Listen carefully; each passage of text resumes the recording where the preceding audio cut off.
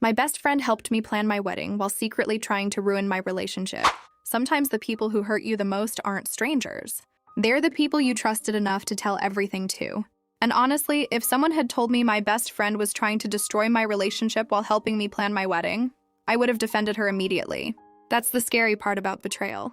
It rarely comes from the people you expect. When I got engaged to Ethan, the first person I called wasn't my mom. It was Vanessa. We had been best friends since college. 10 years of late-night phone calls, birthdays, breakups, career disasters, and shared secrets. Vanessa knew everything about me, including every insecurity I ever had about relationships. So when Ethan proposed during our vacation in Seattle, I cried so hard I could barely hold the phone while telling her. "Oh my God," she screamed. "I'm literally planning this wedding with you." And honestly, that made me happy. At the time, it felt natural. Vanessa had always been part of every important moment in my life. Why would this be different? The first few months of wedding planning were actually fun. Stressful, but fun.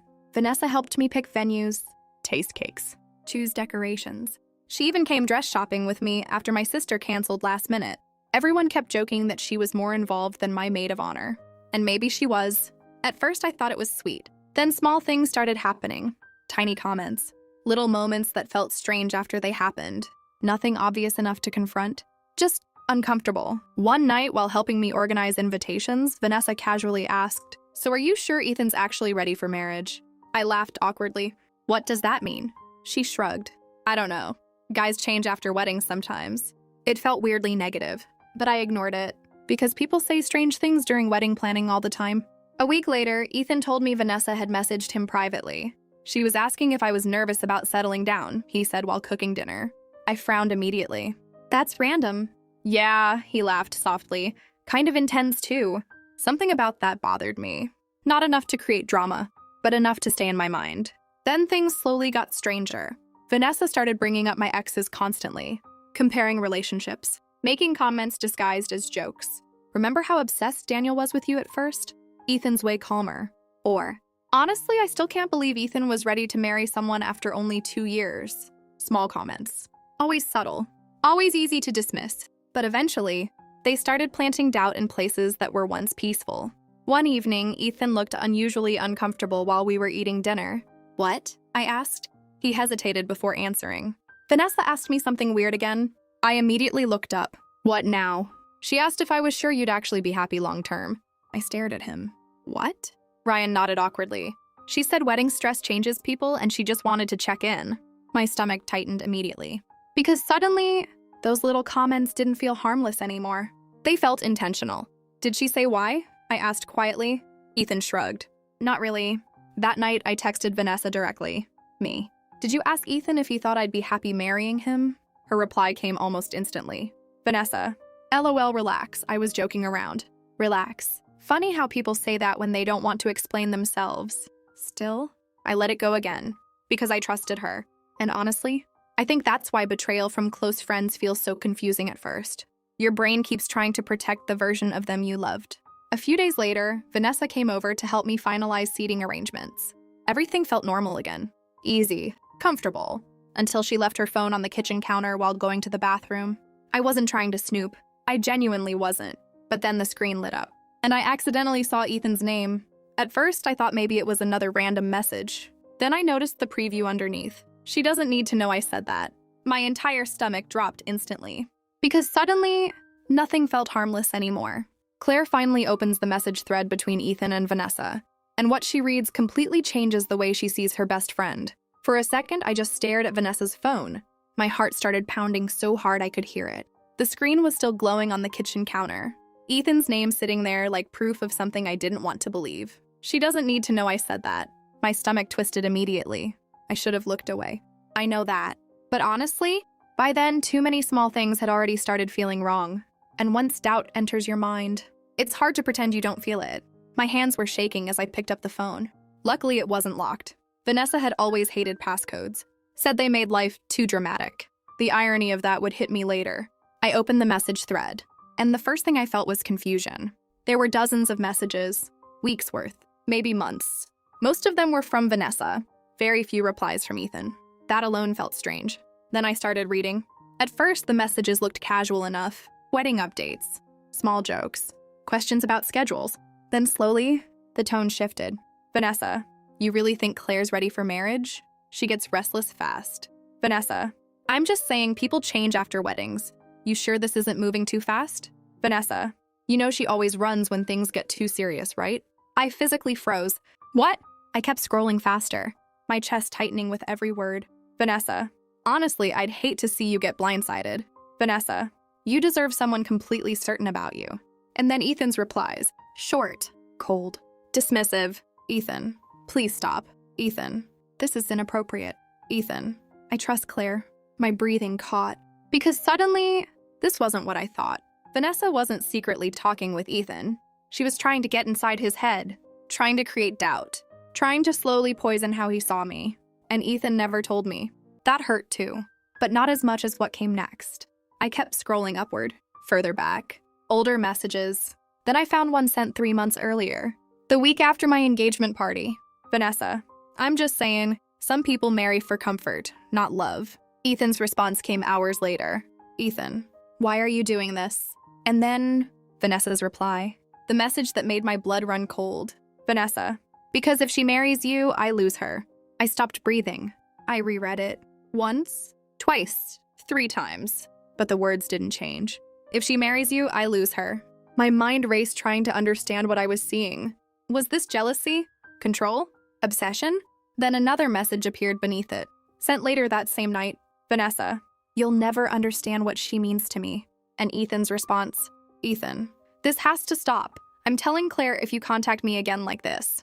There were no more messages after that. I stood frozen in my kitchen, staring at the screen like it belonged to someone I'd never met. 10 years. 10 years of friendship, late night talks, breakups, vacations, secrets, support. And suddenly I was questioning all of it. Had she always been like this? Had I missed signs? Or had something changed after I got engaged? The bathroom door opened. I looked up instantly. Vanessa stepped into the kitchen, smiling casually. Then she saw her phone in my hands, and her face changed immediately. The color drained from her skin. For 1 second, neither of us moved. Then quietly she asked, you read it? Not, what are you doing? Not, that's private. Not even like it's not what it looks like. Just, you read it? That's when I knew. There was no misunderstanding. No explanation that would fix this. I placed the phone carefully back on the counter. My hands were trembling now. How long? I asked quietly. Vanessa's eyes filled instantly. And somehow, that made me angrier. Because she looked heartbroken. Like she was the one being betrayed. Claire, how long? I repeated. She swallowed hard, then whispered the answer that shattered everything. Since college. The room tilted around me. Because suddenly, every memory I had of us felt different. Every relationship advice she ever gave me. Every breakup she comforted me through. Every warning about men who weren't right for me. And for the first time in 10 years, I had to ask myself something terrifying. Had she ever actually wanted me happy? Or had she just wanted me available? Vanessa stepped closer carefully, her voice shaking now. I never meant for this to happen. I stared at her in disbelief. Then she said the one thing I never expected to hear. I think I've been in love with you for years. And honestly, that wasn't even the part that hurt the most. The part that hurt was realizing she had hidden it by quietly sabotaging every relationship I ever had, including this one. Vanessa finally reveals the truth about Claire's past relationships, and Claire realizes her best friend may have been secretly controlling her love life for years. For a few seconds, I genuinely couldn't process what Vanessa had just said. I think I've been in love with you for years. The kitchen felt too small suddenly, too quiet. I stared at her, waiting for my brain to catch up, waiting for this to somehow make sense. But it didn't, because all I could think about was the messages, the manipulation, the quiet comments, the doubt she kept planting inside my relationship. And suddenly memories started replaying differently in my head.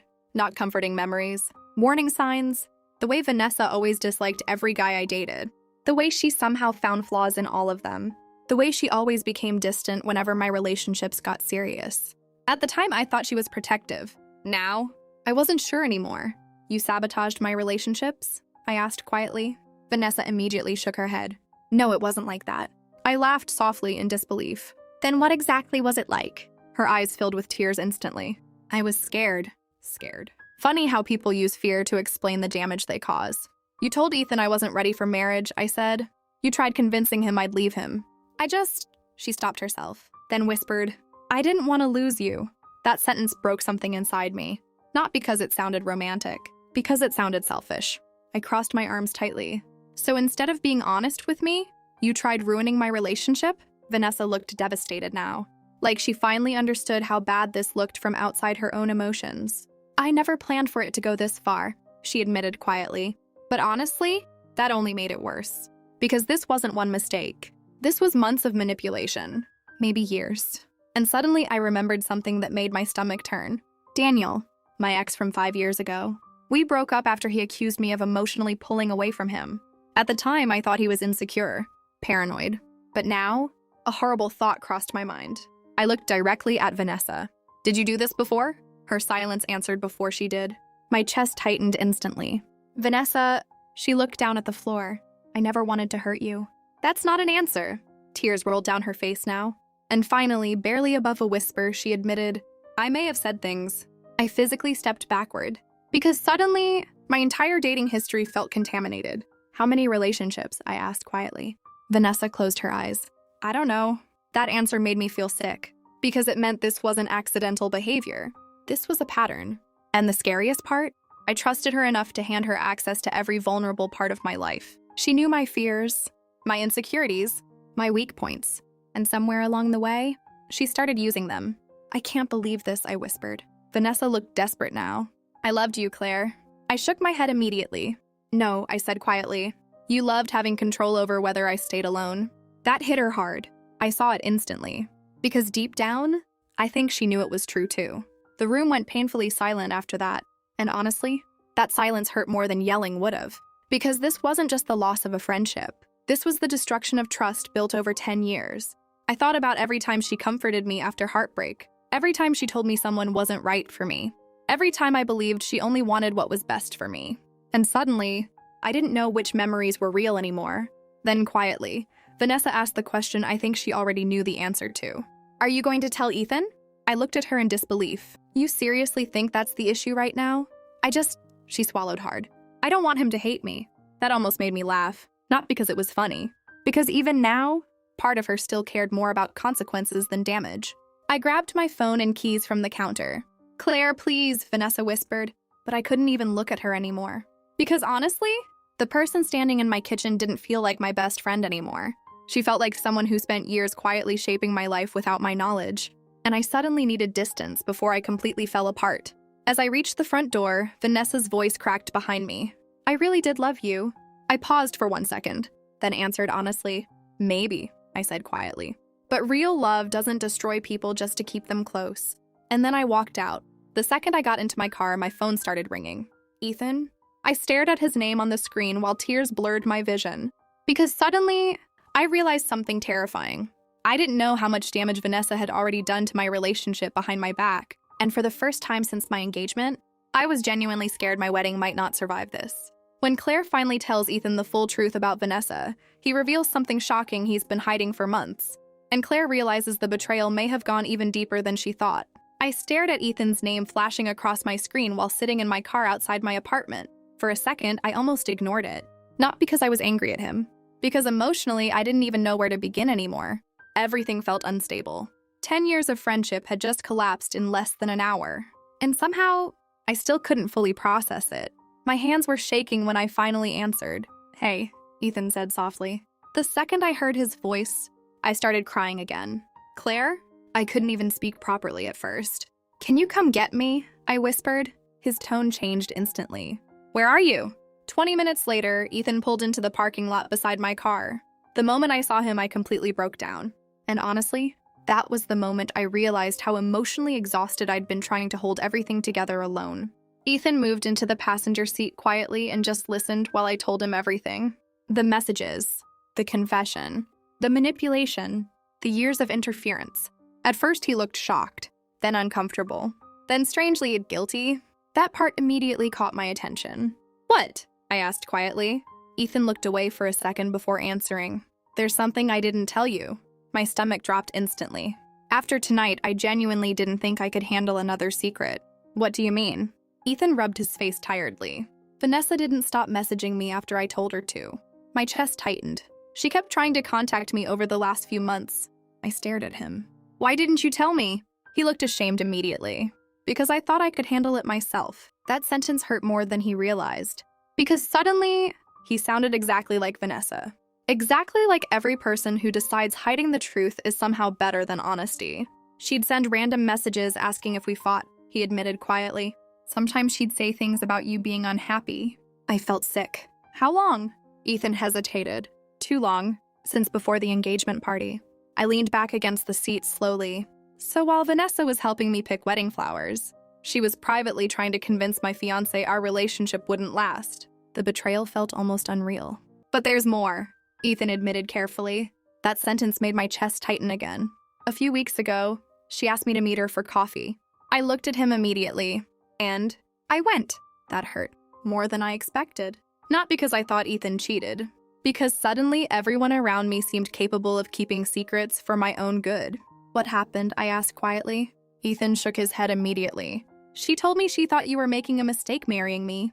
I laughed softly in disbelief. Even now, it sounded insane out loud. Then Ethan said something that completely shattered me. She also said if things didn't work out between us, she'd still be there for you. The silence after that felt unbearable, because suddenly everything became painfully obvious. Vanessa never believed in my relationship surviving. She was waiting for it to fail, maybe even helping it fail quietly. And honestly, that realization hurt more than her confession itself. I stared out the windshield for a long time before speaking again. I don't even know what was real anymore. Ethan looked at me carefully. Your feelings for me were real, he said softly. And mine for you are real too. Tears filled my eyes again instantly, because after everything tonight, that was the first thing that still felt solid. Real. A week later, I officially cut contact with Vanessa. No dramatic fight. No social media posts. No screaming. Just silence. Honestly, that silence hurt enough on its own. People talk a lot about romantic heartbreak, but nobody really prepares you for friendship betrayal, especially from someone who knew every version of you. For months afterward, I kept replaying old memories differently, wondering what was genuine and what wasn't, wondering whether she ever truly supported me at all. And honestly, I still don't fully know the answer, but one thing became painfully clear. Love without honesty eventually becomes manipulation, even in friendships. A few months later, Ethan and I still got married. Smaller wedding, simpler than originally planned. And for a while, I worried Vanessa's actions had permanently damaged something between us. But strangely, the opposite happened. After everything, Ethan and I stopped hiding uncomfortable conversations from each other, stopped pretending difficult emotions didn't exist, stopped protecting each other from honesty. And honestly, that made our relationship stronger than fake perfection ever could. Sometimes losing the wrong person shows you who was actually standing beside you all along. Honestly, I think the saddest part about this story is that Vanessa probably convinced herself what she was doing came from love. But real love doesn't quietly sabotage someone's happiness just because you're afraid of losing them. And friendship betrayal hits differently because trust grows there for years, slowly and naturally. That's why losing it feels so personal. Do you think Claire made the right decision cutting Vanessa off completely? Or should she have tried to forgive her?